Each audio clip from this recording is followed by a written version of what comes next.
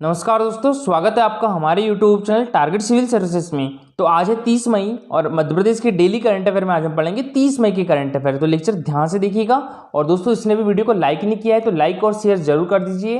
और अगर आप इस चैनल पर नए हो तो सब्सक्राइब भी कर लीजिए। तो चलिए सबसे पहले डेज पढ़ लेते हैं। तो 1 मई को हमने मनाया था अंतर्राष्ट्रीय श्रम दिवस, 3 मई को विश्व प्रेस स्वतंत्रता दिवस, और 7 मई को विश्व एथलेटिक्स दिवस, 8 मई को विश्व रेड क्रॉस दिवस, और 11 मई को राष्ट्रीय प्रौद्योगिकी दिवस, 12 मई को अंतर्राष्ट्रीय नर्स दिवस, और 17 मई को मनाया था विश्व दूरसंचार दिवस, 21 मई को आतंकवाद विरोधी दिवस, और 22 मई को अंतर्राष्ट्रीय जैव विविधता दिवस यानी इंटरनेशनल बायोडाइवर्सिटी डे, और 24 मई को कॉमनवेल्थ डे, और 29 मई को मनाया था इंटरनेशनल माउंट एवरेस्ट डे। और दोस्तों, आज है 30 मई और 30 मई को मनाया जाता है हिंदी पत्रकारिता दिवस। तो देखिए, हमारे देश का पहला समाचार पत्र कौन सा था? तो ये था बंगाल गजट। ठीक है, कौन सा था? बंगाल गजट था हमारे देश का पहला समाचार पत्र। और ये कब प्रकाशित हुआ था? तो ये हुआ था 1780 में प्रकाशित हुआ था। ठीक है, और ये किस भाषा में प्रकाशित हुआ था? तो ये अंग्रेजी भाषा में प्रकाशित हुआ था। ठीक है, और बात करें हमारे देश का पहला हिंदी समाचार पत्र कौन सा है? तो ये है उदंत मार्तंड। ये कब प्रकाशित हुआ था? तो ये 1826 में प्रकाशित हुआ था। ठीक है, तो याद रखिएगा। अब आते हैं हम मध्य प्रदेश पे। तो मध्य प्रदेश का पहला समाचार पत्र कौन सा था? तो ये था अखबार ग्वालियर। और ये कब प्रकाशित हुआ था? तो ये हुआ था 1840 में। और किस भाषा में प्रकाशित किया गया था इसको? उर्दू भाषा में प्रकाशित किया गया था। और यही बात करें कि हमारे मध्य प्रदेश का पहला हिंदी समाचार पत्र कौन सा है? तो ये मालवा अखबार है। और ये कब प्रकाशित हुआ था? तो ये हुआ था 1848 में। और कहाँ से प्रकाशित हुआ था? तो ये हुआ था इंदौर से प्रकाशित हुआ था। ठीक है, तो याद रखिएगा। तो हमारे देश का जो पहला हिंदी समाचार पत्र है उदंत मार्तंड, तो इसका प्रकाशन हुआ था 30 मई 1826 को। ठीक है, तो इसी के उपलक्ष्य में मनाया जाता है हिंदी पत्रकारिता दिवस। ठीक है, और दोस्तों, ये है मध्य प्रदेश का पहला हिंदी समाचार पत्र मालवा अखबार। चलिए सबसे पहले कर लेते हैं, हमने जो कल करंट अफेयर पढ़े थे उसका रिवीजन, उसके बाद स्टार्ट करेंगे हम आज के करंट अफेयर। तो पहला क्वेश्चन था हमारा, कोरोना संक्रमण को रोकने के लिए किस जिले में हमाओ घर और हमारी जिम्मेदारी अभियान स्टार्ट किया गया है? तो ये छतरपुर डिस्ट्रिक्ट में किया गया है। ठीक है, नेक्स्ट क्वेश्चन था हमारा, हाल ही में किस जिले के विवान गुप्ता ने इंटरनेशनल बुक ऑफ रिकॉर्ड में 149 फ्लैश कार्ड्स की पहचान कर इंटरनेशनल रिकॉर्ड बनाया है? तो ये किस डिस्ट्रिक्ट के हैं? तो ये कटनी डिस्ट्रिक्ट के है। ठीक है, और देखिए, इनको मार्च 2021 में इन्होंने इंडिया बुक ऑफ रिकॉर्ड्स में भी अपना नाम दर्ज करवाया था, और अभी इंटरनेशनल बुक ऑफ रिकॉर्ड में भी अपना नाम दर्ज करा लिया है विवान गुप्ता ने। तो ये कटनी डिस्ट्रिक्ट के है। नेक्स्ट क्वेश्चन था हमारा, मध्य प्रदेश के कौन से जिले ने गेहूं खरीदे में प्रदेश में पहला स्थान प्राप्त किया है? तो ये होशंगाबाद डिस्ट्रिक्ट ने। ठीक है, और होशंगाबाद डिस्ट्रिक्ट का नाम चेंज करके नर्मदापुरम करने की घोषणा अभी कुछ दिन पहले शिवराज सिंह चौहान जी के द्वारा की गई थी। नेक्स्ट क्वेश्चन था हमारा, DRDE की लेयर 4 लैब जो कि पुणे के बाद देश में दूसरे नंबर की लैब होगी, तो ये मध्य प्रदेश के किस जिले में बनेगी? तो ये बनेगी मध्य प्रदेश के ग्वालियर डिस्ट्रिक्ट में। ठीक है, तो ये याद रखिएगा। और देखिए, ये DRDE इसकी फुल फॉर्म क्या होती है? तो इसकी फुल फॉर्म होती है defence research and development establishment. ठीक है, इसका मुख्यालय कहाँ पर है? तो ये ग्वालियर में है। इसकी स्थापना कब हुई थी? तो ये हुई थी 1973 में स्थापना हुई थी। और यहीं पर अगर हम बात करें DRDO की, यानी defence research and development organisation की बात करें, ये इसी की एक लैब है। ठीक है, तो इसकी स्थापना कब हुई थी DRDO की? इसकी हुई थी 1958 में। ठीक है, और इसका मुख्यालय न्यू दिल्ली में है। और अभी अध्यक्ष कौन है? तो यह है डॉक्टर सतीश रेड्डी। चलिए अब स्टार्ट करते हैं हम आज के करंट अफेयर। तो आज के करंट अफेयर में पहला क्वेश्चन है हमारा, मेरा घर मेरा परिवेश विषय पर आधारित चित्रकला प्रतियोगिता में भोपाल की जो अक्षिता रघुवंशी है, तो इनको कौन सा स्थान मिला है? तो इनको मिला है पहला स्थान। ठीक है, तो इसका आंसर हो जाएगा ऑप्शन नंबर ए। तो देखिए, आरंभ चैरिटेबल फाउंडेशन के तहत विद्यार्थियों के लिए आयोजित ऑनलाइन चित्रकला प्रतियोगिता के परिणाम घोषित कर दिए गए, और इसमें देश भर से 50 बच्चों ने भाग लिया था। और चित्रकला प्रतियोगिता का विषय क्या था? मेरा घर और मेरा परिवेश। इसमें 4th से 12th तक की बच्चों ने भाग लिया था। और इस प्रतियोगिता की निर्णायक कौन थी? तो भोपाल से डॉक्टर रेखा भटनागर और सिंगापुर से शोभा ठाकुर थी। और देखिए, इस प्रतियोगिता को 3 श्रेणी में बांटा गया था।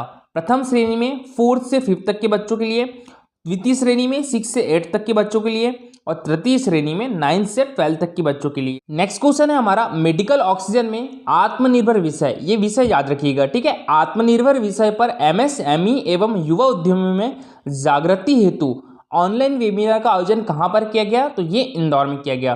तो इसका आंसर हो जाएगा ऑप्शन नंबर ए। ठीक है, तो ये विषय याद रखिएगा, आत्मनिर्भर। तो देखिए, केंद्र सरकार के एमएसएमई मंत्रालय के एमएसएमई विकास संस्थान इंदौर ने शनिवार को सूक्ष्म लघु एवं मध्यम उद्योग विभाग मध्य प्रदेश एवं दलित इंडियन चैम्बर्स ऑफ कॉमर्स एवं इंडस्ट्री मध्य प्रदेश के संयुक्त तत्वाधान में मेडिकल ऑक्सीजन में स्थानीय स्तर पर आत्मनिर्भर विषय पर एमएसएमई एवं युवा उद्यमियों में जागृति हेतु इसका मुख्य उद्देश्य क्या था, तो स्थानीय स्तर पर मेडिकल ऑक्सीजन प्लांट लगाने के विषय पर जानकारी प्रदान करते हुए इस संबंध में सरकार को विशेष प्रोत्साहन योजना एवं विकास आयुक्त कार्यालय की विभिन्न योजनाओं की जानकारी प्रदान करना। और देखिए, मध्य प्रदेश पहला ऐसा राज्य है जहां पर मेडिकल ऑक्सीजन प्लांट लगाने पर लागत का 50% तक कैपिटल सब्सिडी दी जा रही है। और वेबिनार में प्रदेश के लगभग 35 से अधिक जिलों एवं देश के अन्य शहरों जैसे हरिद्वार हो गया, दिल्ली, चेन्नई, पुणे, नासिक, रायपुर से विभिन्न एमएसएमई इकाइयों के प्रतिनिधि और युवा उद्यमियों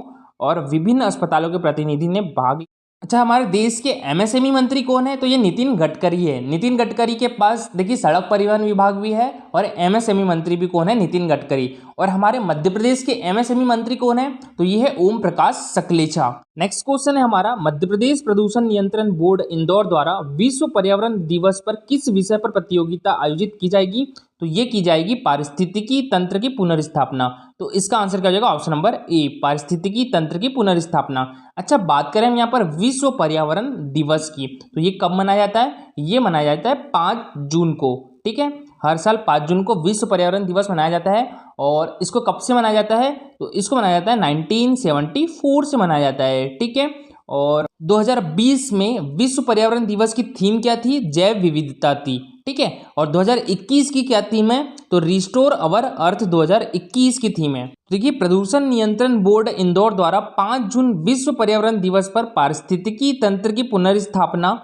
विषय पर सिंगल यूज प्लास्टिक की रोकथाम, जल वायु प्रदूषण तथा नियंत्रण प्रबंधन सहित ऑनलाइन स्लोगन एवं चित्रकला प्रतियोगिता आयोजित की जाएगी। देखिए, इसको 4th ग्रुप में बांटा गया है। जो पहला ग्रुप है उसमें कॉलेज के बच्चे रहेंगे, और सेकंड ग्रुप में 3री से 5वीं तक की, और थर्ड ग्रुप में 6ठी से 8वीं तक की, और जो 4th ग्रुप है उसमें 9th से लेकर 12th तक। प्रतियोगिता में चयनित होने वाले बच्चों को अवार्ड दिया जाएगा और एक प्रमाण पत्र भी, सर्टिफिकेट भी वायु प्रदूषण नियंत्रण बोर्ड के द्वारा दिया जाएगा। नेक्स्ट क्वेश्चन है हमारा, हाल ही में शहरी एवं आवास मंत्रालय द्वारा जारी स्मार्ट सिटी रैंकिंग में इंदौर स्मार्ट सिटी को कौन सा स्थान प्राप्त हुआ है, तो देखिए, इंदौर स्मार्ट सिटी को हुआ है 2रा स्थान प्राप्त। First time Indore smart city 2nd rank पे आई है। ठीक है, तो इसका आंसर क्या हो जाएगा, ऑप्शन नंबर बी। अच्छा, पहले स्थान पर कौन सी स्मार्ट सिटी है, तो देखिए पहले स्थान पर है भोपाल स्मार्ट सिटी। ठीक है, तो दोनों फर्स्ट रैंक और 2nd रैंक पर हमारे मध्य प्रदेश की स्मार्ट सिटी है।